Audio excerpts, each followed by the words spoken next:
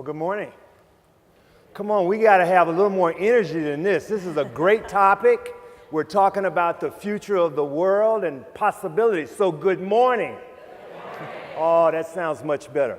My name is Thurman White. I'm Chief Executive Officer of Progress Investment Management Company in San Francisco, and it's certainly a pleasure to be here with you this morning to facilitate our first panel of the day. Progress is a multi-manager specialist that invests with diverse and emerging managers in a variety of public market strategies. Next month, we'll celebrate our 27th year in business, and our whole firm's business model is designed to demonstrate that diversity and excellence and great investment returns are not mutually exclusive.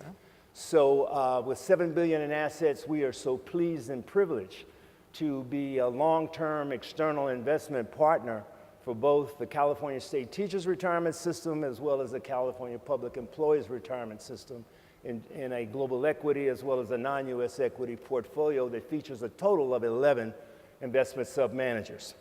But our panel this morning is to look at proven methods to foster diversity and inclusion within companies. We have two experts with us who've done a lot of data mining and research, and we'll look at what the numbers show us in terms of meaningful and effective methods to foster greater diversity within companies. The format for the panel is the following. Each of our speakers will spend about 10 to 12 minutes making their respective presentations. We'll start with some Q&A here among us, and then we'll open it up to the audience for questions. So as you hear themes, concepts, ideas, things you agree with, things you disagree with, maybe even things you want more clarification about, please note them, and then when we open this up, we want to have questions. I know both CalPERS and CalSTRS want this to be an interactive learning laboratory throughout the day, so you have to participate, okay? Our first speaker is Celia Huber. Celia is a 20-year veteran at McKinsey, a global consulting firm. She's head of the Silicon Valley office, and we'll hear now from Celia. Okay, great. Thank you so much. All right, hi. As Thurman mentioned, I'm Celia Huber. I'm a senior partner at McKinsey, and what I'm hoping to share with you today is the last year of research that McKinsey has done, both at women at the board level and what we call women in the workplace, but U.S. corporate women in management. I have some slides, and I'm hoping, here they are. Great. So as I mentioned, McKinsey's been doing research on gender diversity and diversity overall for about the last decade. We were faced with a dilemma, which is, you know, the population is over 50% women, and yet the GDP accountable for women is only at 37%. So there's a big gap in opportunity, and we saw that same gap at our clients, so we started investigating. We've taken this role very seriously and trying to have a dialogue, so all of our research is available for free, not just to our clients, but to everyone. And we have people participate in our benchmarking for free. We've also joined the 30% Club, the UN He for She, and have made pledges along the same lines of increasing our diversity. So I'm going to tell you about the research, and since I know you are investment folks, let me tell you about the basis for each piece. On the women in boards piece, we looked at the S&P 500, and we looked at them over time to identify best practices at diversity at the board level. On women in the workplace, we have 132 companies that participate in our joint venture with Lean In. They represent 4.6 million employees. We took a look at their pipeline, and we also did an attitudinal survey of both men and women to see how their views of their opportunity in the workplace differ, and that was 34,000 participants in the survey. We think it's one of the largest corporate gender surveys that's run globally. With that, let me tell you a little bit about what we found. So overall, the averages don't really tell the full story. On average, the US has been making very slow to almost non-existent progress on women at the board level. But if you look at the top 60, they're very different than the average. The average companies in the US have about 19% of women on their board, but there's a big distribution. The top 60 have moved the needle quite significantly. Since 2005, they've moved up 25 points from 16% to 40%, a little over 40%. And so we decided we wanted to take a look at those top companies. And let me just show you a graphical representation of the top 25. They've moved up even more. If you look at the top 25 companies in the US, represented in average by the red line, each company represented by the light gray lines, you see that some companies are making a lot of progress. It really can be done. And so we set out to interview those companies. And because I have only 10 minutes, I've boiled it down to just 3 points of what we found. First, the chairmen of the board and the CEOs of those companies that are making rapid progress told us that the first thing they had to do was change their mindset. It is clear to us that without changing your mindset, you can do all the efforts to try to change diversity, but you won't make very much progress. Helena talked about believing that diversity makes a difference, and these companies believe that as a starting point.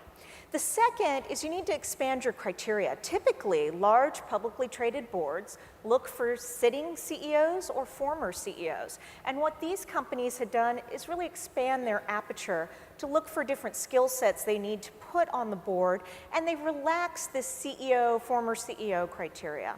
And the third thing, perhaps the most hard of them all, is they didn't just call search firms and ask for help. They maintain their own network, and some of the chairmen told us that they maintain their networks for years before a woman is either cultivated enough to want to join their board or has the capacity because of other requirements or other boards that they're on have the capacity to join the board. So these guys are keeping their network very fresh over time. So that's kind of our board research. Let me transition to our women in the workplace research. And that's a look at our corporate group of companies in the US. We've also done similar research, so the themes are very similar, in Asia, in Europe, and in Latin America. At the current pace and rate of change, it'll take 100 years to have parity in the C-suite. And you can see that just by looking at the number of CEOs, Fortune 500 companies. So that's a pretty big headline. What we found is the pipeline narrows even at the first promotion. So to go to a first-line supervisor, for every 100 women that get promoted to that first-line supervisor, 130 men get promoted. So we're losing the battle. We may be winning in recruiting, but we're losing the battle at the very first promotion. I thought I'd show you a look at the full pipeline. So I know that those of you in the back, probably it's a little bit harder to see. Let me just take you through. Women start at the entry level in corporate America at about 46%. And as you can see, as they move up in the pipeline, the number of women as a proportion of the leaders at that level gets narrowed. And in fact, the situation is even worse for women of color. So while not shown on this chart, it is in our survey. Women of color start at 17%, and they end up at 3% of the C-suite. Women of color are 20% of our population. And that's broadly defined. So we just basically grouped all non-whites into women of color. And that's really disappointing because in the attitudinal survey, we found that women of color are more ambitious than average. In fact, 48% of women of color said that they aspired to be a top executive, but they are essentially locked out as you see the pipeline moving ahead. So we started asking, and our clients ask us, what's the number one thing that we need to do to change this? And so I thought I would tell you a little bit about what the attitudinal survey tells us. If we move along, first of all, the attitudinal survey tells us that women consistently believe that they do not have an equal playing field. What I found most interesting, and this is one of my favorite charts from the study, is at the entry level, only 19% of women feel that way. But at the senior management level, arguably the women who've become the most successful in their companies, 36% of them feel that way, that it is a non-level playing field. Now, the good news is that, we were told to lean in, and in fact, women in our survey are asking for tougher job assignments, they're asking for increases in promotion. But what we find is that when asked, women are perceived as more bossy, aggressive, and intimidating, and have received that feedback. So even when asking for more promotions, and by the way, they're 50% more likely to get their promotion if asked for it, probably not a huge surprise, but the ongoing consequences of asking and being more aggressive about getting new jobs can be difficult. That goes on to feedback as well. We asked women and men if they get constructive feedback. And what we found is that men consistently get constructive and developmental feedback more regularly than women. In fact, it's about a 10% difference. Now you say 10%, that's not so much, but imagine over a career where you're not getting the developmental feedback that you need to be able to progress. Why don't people give developmental feedback? We heard from both men and women that they don't want to be perceived as hurtful when giving feedback to women, and they don't want to cause women to, we called it emotional breakdown, but basically cry. So there's a systematic situation going on in that pipeline that says women are getting less feedback. When they ask for tougher assignments, they're getting penalized for it. And as they try to get some of the feedback that they need, their supervisors, managers may not be being completely honest. Okay, let me just close with recommendations.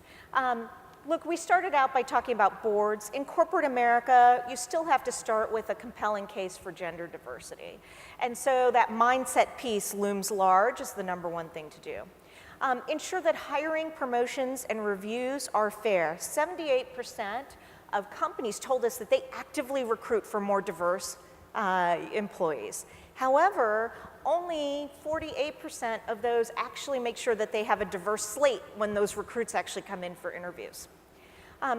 Focus on accountability and results. All the companies we talked to said this was important, but many companies do not even know their numbers at every level, the kind of pipeline I showed you.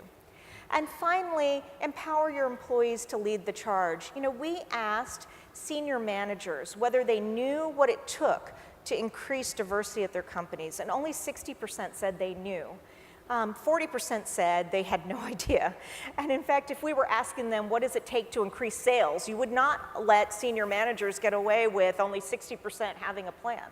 And so as I leave you today, I would just say we found a lot of interesting things in our research, but helping folks with the tools of what it takes to move ahead hopefully will be part of our panel discussion today.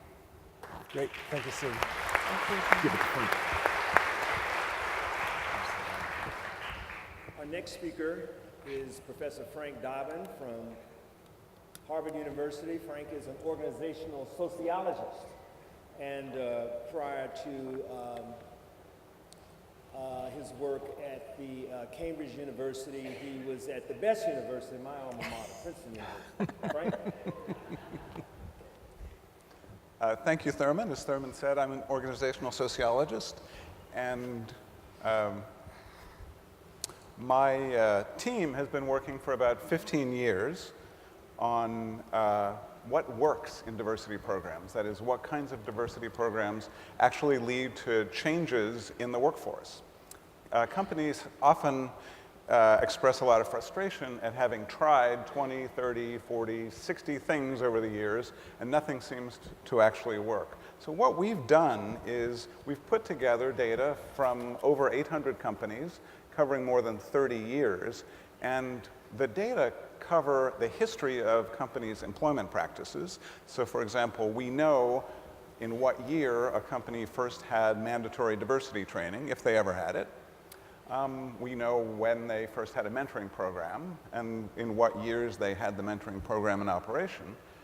And then we also use EEOC data that essentially we have a time series for each establishment in our data set where we can track, for example, the number of Hispanic women in management from year to year, the number of, and I'll show you the changes in 8 groups as a consequence of different diversity practices. So what I want to talk about today, I want to make 3 points about what's effective in diversity management and in managing hiring and promotion generally, because we look at all kinds of hiring and promotion policies, and in managing talent development. What's unique about our study is there are tons of studies of individual innovations, like the effects of performance rating systems or the effects of diversity training. But we try to look at everything that companies do and assess the relative effects of different programs. And what it gives us is, it gives us a kind of big picture of what you should not do and what you should do. So I'm going to start with what you should not do. And the main takeaway about what you should not do is our inclination when we think about promoting diversity is to blame managers and try to fix them, is to think managers hold stereotypes, we need to do something about that, and there are three kinds of things we can do about that. One thing we can do about it is to put in hiring and promotion rules and regulations that micromanage managerial hiring and promotion decisions.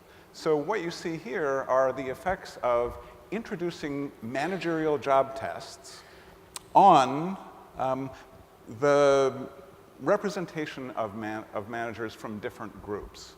So when companies put job tests in, often they expect to see underrepresented groups go up in management. All of the figures I'm going to show you refer to management. What we see is that when companies put in job tests, underrepresented groups systematically are reduced in numbers in management. And we see a negative effect of performance evaluations for white women. The pattern we see for bureaucratic interventions that are supposed to stop me as a manager from being able to discriminate because I have to take the job test score and hire or promote the person with the test score. The pattern is that managers try to get around these things and they backfire. And we know that that's because, we know from lots of research, that that's because people don't like being controlled in their jobs. And if you impose rules on people, they try to get around the rules. Now look at what happens with civil rights grievance procedures. These are essentially a way of punishing managers who practice discrimination by giving their employees a way to complain and get satisfaction. We see only negative effects for civil rights grievance procedures. The other way that employers have been trying to control managers, control their stereotyping and bias, is through training programs that are designed to change what's in people's head by letting people know that they're biased. Here we see mixed effects of just having a diversity training program. And here we see why, we get some insight into why there are mixed effects. When companies make training mandatory, they tend to see only negative effects on historically underrepresented groups. When they make the same kinds of training voluntary, and the interesting thing we look at, most interesting thing is, we see the same pattern you see here when companies switch from making it voluntary to mandatory. Unfortunately, companies have been switching in the other direction, from making it, in the wrong direction, from making it voluntary to mandatory. They should be switching from making it mandatory to voluntary. Why is this? Well, if I tell you you have to do something, if I tell you especially you have to do something because you're biased and you've been practicing discrimination, that doesn't come off well, right? You're going to react negatively to that. On the other hand, if you say to people, we've got this training program, would you like to go and be part of the solution? People respond more positively. So that brings me to the next big finding, which is the most effective way to actually make change is instead of labeling managers as the problem and trying to change them, trying to fix them, engage them in trying to solve the problem. And I'm going to talk about 3 examples of policies that do that. These are just illustrative of lots of other policies in this kind of domain that we see being effective. I'll talk about mentoring programs, special college recruitment programs, and diversity task forces. And all 3 of these operate in the same way. We know this from interviews, but you'll see it in the data.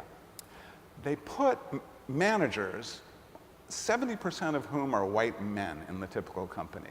They put, and especially as we saw, as Celia showed us, when we get to top management, they put managers who are higher up in contact with people in other departments who are diverse often, who they would not otherwise come into contact with. And it turns them into champions of those people It turns them into sponsors, and it surprisingly turns them into proponents of diversity. So this is the effect of putting in a mentoring program, and the way mentoring usually works is HR sets up a voluntary program, people volunteer to be mentors, people volunteer to be proteges, they're connected on some, so this is, I'm describing a formal mentoring program because a lot of people say we have mentoring, but by my standards they don't. So there's a connection made, usually on the basis of some kind of shared interest, and then this person, usually a white man, because people at the top are mostly white men, gets to know some people who are other white men, but disproportionately, women and minorities volunteer to be proteges. So it makes a connection across groups that might not have been there before. Let's look at what happens with special college recruitment. So here we're looking at whether companies have a special program where they go out to try to recruit women for management training programs or for management track programs. And we look also at whether they have a special program to try to attract minorities. Those programs usually go to historically black colleges and universities. The way these work is managers volunteer to be on them. Sometimes they're encouraged to be on the visiting groups. And when we talk to managers who've been on these, they say something like we hear from mentors. They say, I never knew there were so many talented women out there who wanted to be in finance or who wanted to be in tech, whatever the industry was. They also say, this person, once I recruited them, they were my responsibility. So I treated them just like I treated my cousin Harry when I recruited him into the company. I became the sponsor. I made sure she got the right assignments. I made sure that when there was an opening, they considered her. And here's what happens when companies put together diversity task forces. When we interview different companies about who's on the task force, they tend to be majority white men because the CEO asks department heads if they'll be on the committee, and if not, to appoint somebody else. So like the other engagement interventions that have worked, task forces put different kinds of people together who might not otherwise have met each other. The last thing, I just want to say a word about work-life integration.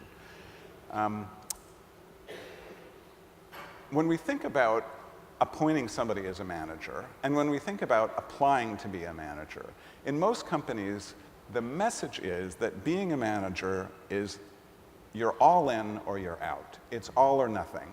You can't have family responsibilities that ever interfere with the management job. And what we see is that when companies signal that that is not their model, that they believe everybody can have children and family lives that take precedence some days, some months, some years, that signaling seems to have a very positive effect on women. Here's the effect of just having a work-life workshop. My guess is that even if you don't hold the workshop, announcing one every 6 months has a positive effect because it sends a strong signal. And the last thing I want to show is dependent care referral service. These are different childcare options, but if you look at what happens when companies put in a dependent care referral service, subsequently they see big effects on white, black, Hispanic, and Asian American women. Why is that? We think it's a signaling effect because a referral service is not expensive and it's not like on-site childcare. That is, it's not a huge benefit, but it signals that the company understands that people have work-life balance issues and it wants those people to stay around, and it wants them to stay around and move into management. So this just summarizes what I've said. In red, what you should not do, try to control managers. In green, the things that you should really double down on, trying to engage managers and trying to signal that you're in favor of work-life integration. Great.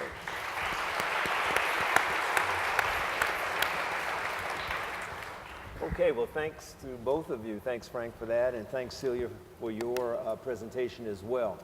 One of the things that certainly, Celia, the McKinsey research kind of focuses on gender Frank, your research focuses on both ethnicity and gender. And one of the things that often happens as we think about this concept of diversity is there's a tendency at times to look at diversity and diversity initiatives through one or the other lens, either gender or ethnicity. And I was just curious if you found in your research and the data supports that the methods that you have talked about that foster greater diversity can work to foster both gender diversity and increased ethnic diversity, because the fact is we've got inequalities in both places. And it should never be either or, it ought to be both and. So what does the data suggest? So our data suggests that that is true, that events and programs that help diversity and inclusion in general help all the different underrepresented groups. And I will just add that even though we started, and I focus mainly on gender, you know, we've added to all of our work a look at men and women of color. And I would say that the problems are more stark than when you just look at gender alone. So programs do work, but a focus on diversity and inclusion broadly is important, and quite frankly, the sample sizes of trying to find role models and trying to think through this kind of survey results I showed you and trying to make sure that the numbers are counted can be harder when you're looking, for example, at sexual orientation or some ethnic groups. And so you need to try extra hard to be more inclusive, even in the studies, to be able to show all of the diversity. Great, Frank? We definitely see that it's not a zero-sum situation. If you look up the slides I presented, there's a bunch of them are covered in the Harvard Business Review piece last summer. You'll see that the things that work for women, white women, tend to work for all of the minority groups. Apart from the work-life integration things, which I will say don't hurt men in our analyses, and in a bunch of other studies, they're shown to make men happier and to decrease their stress. So work-life integration is good for everybody. But apart from those things, almost everything that helps one group helps the others. We also see that in individual companies. Deloitte, for example, made a very early effort to retain women, and they found that they were retaining minority men at very high rates as well. Coca-Cola had a big racial diversity initiative in the early 2000s, and they have a surprising number of women in leadership jobs now. So I do think that just opening up the idea that this is a company that wants to promote all kinds of talent, it tends to help all the groups. Do you find in those companies that are looking at diversity holistically that they are actually measuring progress both from a gender lens and also an ethnic lens as well? Yes, we do. I would say it's a little bit tougher for some global companies because what's the definition of an ethnic minority in the US is not quite the definition in some places. But I have found, and in fact some of my clients are here today, that they've really tried hard to have a full range of measurement and to have that be apples to apples as much as possible globally. Great. Celia, you had the slide that has the pipeline, if you will. And I just found that to be a fascinating slide that at an entry level, the percentages of women and men are relatively the same. But as you go through the C-suite progression, the percentages of men increase and the percentages of women dramatically decrease. So why do we have that dichotomy, and how do we address that? You know, it's been a myth that women then drop out to raise their children. We have not found that to be true. In fact, retention in that pipeline of women is higher. They are just not getting promoted. So why aren't they getting promoted? Women's networks tend to be filled they tend to be smaller than men's, and they tend to be filled disproportionately with other women. So if the folks at the top, just as Frank was saying, don't know who you are, then it's harder to get seen and promoted. So that level of sponsorship and getting opportunities all the way through. We talked a little bit about feedback, so really thinking about improving your own leadership skills and asking, and also making sure that there are programs to make sure women get that constructive feedback along the way. And then lastly, I would just say that along the way for promotions, we need to always think about diversity in the slate, just like we think about it in recruiting. And those are probably the three biggest things that make a difference in the pipeline. The last is women tend to opt out to staff roles along the way. And as you and I know, staff roles, while really important for many companies, often are not the path to move up to the C-suite. Good. Let me just add that Sure. if you, in our studies, just to pile on what Celia was saying, the way to change people's networks within companies is structural. That is, you need to put in systems. You can't just say, make more friends. You need to put in systems that connect people from different groups. And that's one of the reasons we find that a special recruitment program for women is so effective, because managers who've been on those recruiting teams, they want to come back with people, so they're determined to find people, even if they weren't so crazy about going on the recruitment visit. And the people they come back with, they take under their wing. They feel responsible for. And we find that in mentoring programs too. If even mentoring programs that swap people out once a year, if somebody was your protege 5 years ago, you're thinking, wait, there's a job opening over here that I know somebody perfect for, and I want this person to succeed. So, and when you say women just have narrower networks than men, there are structural ways to change that.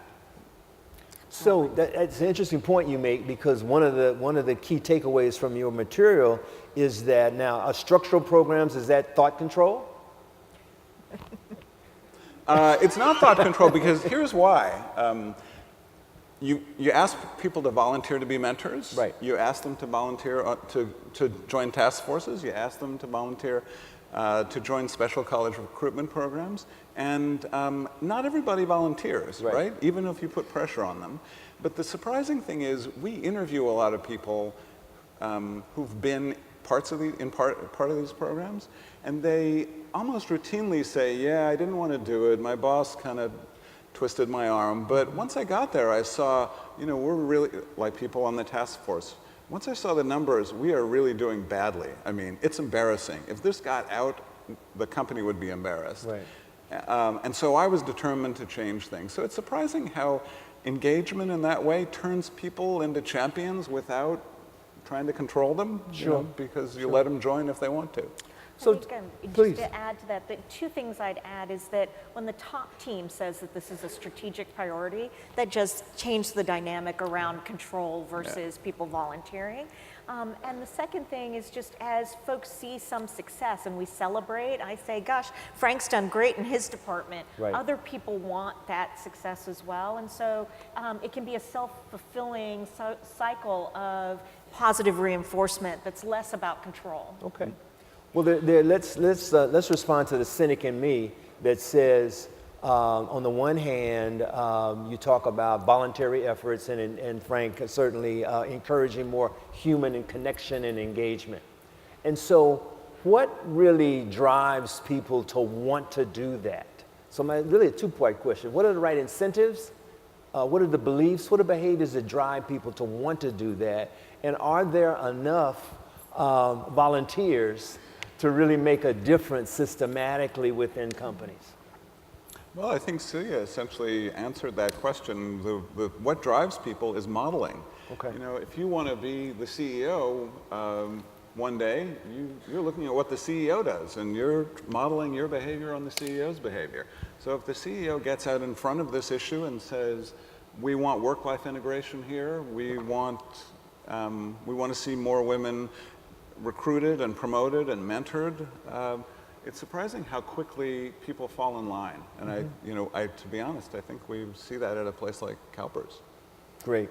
And CalSTRS. And CalSTRS. Because they're both our sponsors here, and I know both are clients. But more importantly, both are equally committed from the leadership, from the top down. And the tone at the top makes a big difference. Obviously, we all are experiencing that today. Frank, your data and research focused on companies that had multiple activities, I guess. That's the kind of criteria for choosing the 830 companies? We looked at companies that had some companies only did one or two things, some companies did 10 or 20 things. How do you think about the idea of institutionalizing the practices that you talked about that can make a difference so that regardless of who's in the C-suite, these kinds of activities around fostering diversity continue on? Well, the things I talked about as effective are institutionalized in the typical firm. There's a formal mentoring program, there's a formal annual recruitment program for women, there's a formal ongoing task force. Okay, great. Well, we're going to open things up to the audience, and I'll come to the podium. Perhaps I can see a little bit better. But surely there's been something that's said that sparked your interest, and so we're happy to take questions now, or something that you don't agree with that you'd like to. So we have a person right here. We have some moving mic facilitators. So if you could just identify yourself and then ask our panelists a question. Hi, I'm Kathleen Ellsworth with First Reserve Energy Private Equity Specialist. I wonder if there's been any research or what's been done. The one thing that I always struggle with, and I've thought about a lot and tried to research myself, is the myth of women not helping women and women being the worst enemy of other women. I'm fortunate enough to be in the C-suite. I do try to make a concerted effort to bring up other women. I'm in some formal mentoring roles, but I've even heard review processes where if a woman's not getting promoted and there's a woman who's making that decision, it's just dismissed as, well, you know, women never, you know, help other women. Women don't turn around, you know, the gangplank sort of theory. I got up and now I'm going to, you know, bring up the drawbridge without you. But it's that it's so pervasive and it makes me crazy. Is there any research on that? I mean, I've had tremendous women mentors and bosses in my life, and it just, I want to eradicate that, but I don't know how. Thank you.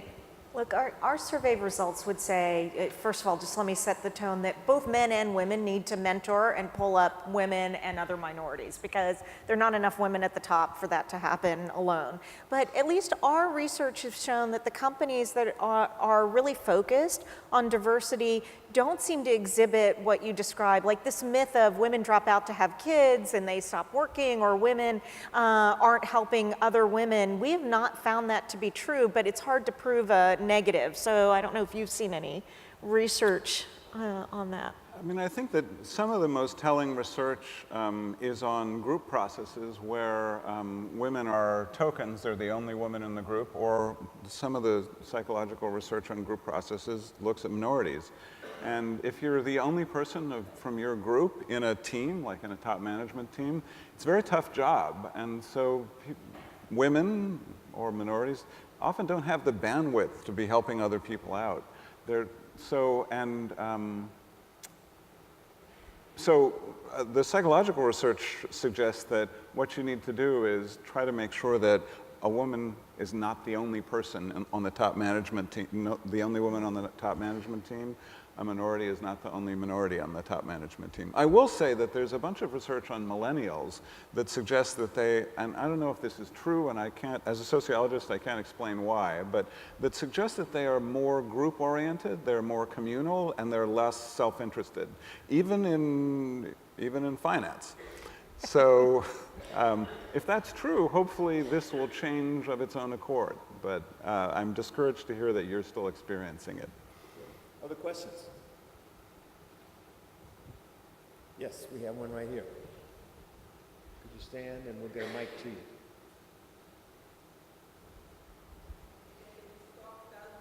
Well, maybe you ought to wait so everyone can hear. Thank you. Hi, I'm Jojo Granoff. I'm from IFM Investors. My question is there any research in the myth or reality that there is a difference in there's a declining percentage of promotions for women because women in general don't ask? Men do. Look, our research does show that at every rate, women, at every level of the pipeline, women are promoted less often. We actually think there's more than that just going on, not asking. We actually think that the network thing is a big problem, and so people tend to promote folks they know they think can do the job, even if it's a stress job. Men tend to apply more often for jobs where they're partially qualified, and women feel like they need to be 100% qualified. So we saw just a smaller number of women asking. Now that's changing in our survey. It's the third year, and we're seeing a growing number of women asking for tough assignments. So hopefully that part is changing, but it's not as simple as saying, oh, you know, just women aren't asking for the next level up. I think there's a whole system that's working throughout the corporate pipeline. I'll say that in talent development, I think one of the most important things companies are doing now is they are asking women to ask for promotions. And when they have openings, they're encouraging managers to get people to apply who haven't applied already if they think they're eligible. That's an easy fix. Other questions? Right here we have one. Is this my colleague, Jane Cass? Good morning, everyone. Question, if we get women to ask more and act more, that's all great. But the chart about the perception about bossiness, aggressiveness versus assertiveness when a man does the same thing, do we need to wait for the millennials for that to change? Or is there a way to get that to change as well? Because that's really a perception issue. Oh God, I hope not. So look, one of the things I think works well in teams, and Frank talked a little bit about it in our session yesterday, is that someone else on the HR, recruiting team, the hiring team, the management team can sort of point out who's available that they've been asking and kind of dampen the notion that they are bossy or intimidating. You know, one point of, oh, I know Jane and I think she's really qualified, and you know, sure, she has strong opinions, but all of our senior managers have strong opinions, right? Can just dampen that in a way that it's much harder for the individual to do on their own. One of the problems I think with promotion processes is that they often depend on a single interview, and the team often doesn't know the person very well because you're looking at somebody from another department. One thing we see is very effective, this is in a paper published by my co-author, Alexandra Kalev, is that companies that put in self-managed work teams see a lot more women moving up. And I think that's because they get exposed to a wider range of people. And so the decision isn't just based on that one interview where you might think that she came off as too bossy, if we look at Celia's research. And that's part of, as I was saying before, just exposing people to a wider range of people in their organizations. And I think certainly in a task force or a process or project, you get multiple touches, if you will, different times, different kinds of experiences, and so you get a much more of a holistic picture of who a person is. Other questions? Yes.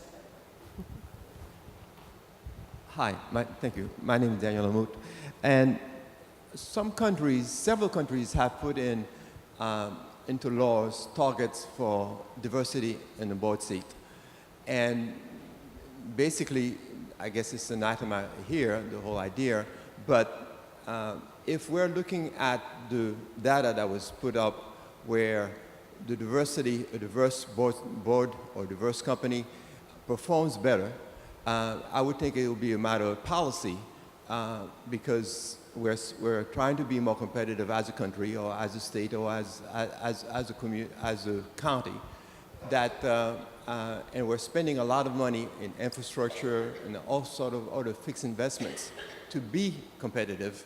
Yet, for the idea of diversifying and making some changes toward helping our companies become more competitive so that as a whole we benefit, it seems that it just stops there. No one really wants to think about how do we create an environment on the policy level to make it so that as a whole everybody benefits and the whole country benefits. Comments? You're exactly right. Some countries have seen that their future depends very highly on women's participation in the workforce, and they've taken different avenues. Japan is one. Germany has done voluntary quotas at the management and supervisory board level. So I think it's an interesting policy question. There are a number of things in Frank's charts, though, where policy could really help. Affordable childcare, maternity leaves, paternity leaves, so that people are able to have that work-life balance that allows them to participate more fully in the workforce. I would say, and you're the sociologist, but that the American psyche, this notion of control, I'm going to tell you what to do, and through a quota will actually backfire a bit at the senior management team. What I was heartened by is that companies are making progress. So how do we increase the transparency, the reporting on those that are, and how can you all as investors increase the reinforcement that that's the type of company you want to invest in? You know, I would say also to the question that, you know, if you think about CalPERS, Henry Jones was talking about its policy. If you think about CalSTRS, its policies. So there are various institutions that have policies to promote diversity, but it may not be at a, you know, broader governmental policy level. So I do think there are policies across the country. State of Illinois, for example, has statutory policy to promote diversity in investment management, for example. So there are various examples of policies designed to promote diversity and inclusion. But I think what we've heard today is about the business case for doing that. I think our earlier speaker, Ms. Morrissey, and our panelists have tried to put forward a business case that it can help make companies more competitive, and therefore it ought to be not thought control, but it ought to be something that makes good business sense to do. We've got time for probably one final question. Yes, right here in the middle.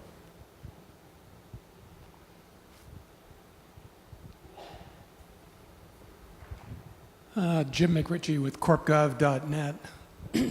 Frank, I was interested in your comment about self-managed work groups.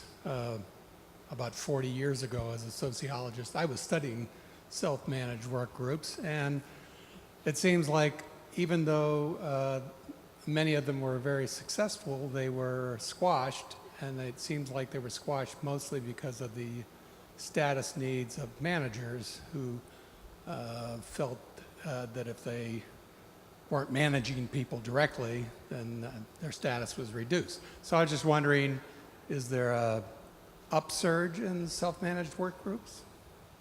The good news is that in the last about 30 years, there's been a huge upsurge in self-managed work teams across the spectrum, at steel mills, at financial firms, in tech firms, of course. I think the tech industry has led this both in hardware and software, and it's spread to a lot of other industries. Firms find that they get more creative innovations from self-managed teams. More people are participating. And also, to be honest, they save on managerial costs because they don't have to have as many managers. But an added benefit is that these teams apparently help women to move forward, as I was saying, by exposing them to people in other departments they might not have known otherwise. Yeah, I would just concur. I mean, some people refer to it more as an agile organization, so you see that buzzword. But we see even both in our public sector and our private sector clients more of these teams, and rotations also. So from traditional line jobs into some of these teams, and that's been very helpful for both promotions but also innovation. My collaborator, Alexandra Kalev, finds exactly that in the same paper, and I will say something like 30 to 40% of firms are using these for their main service or production activities now. So it's a big thing. It's kind of a quiet revolution. Great. Any closing comments? Now, look, I think what you guys are doing here is very important, and I'd leave you with as you have conversations with companies, getting them to change that mindset. The practices then, they can go out to some of the research and find, but having that mindset discussion, I think, is the most important piece. Great. Well, please join me in thanking our panelists. We're off to a great start.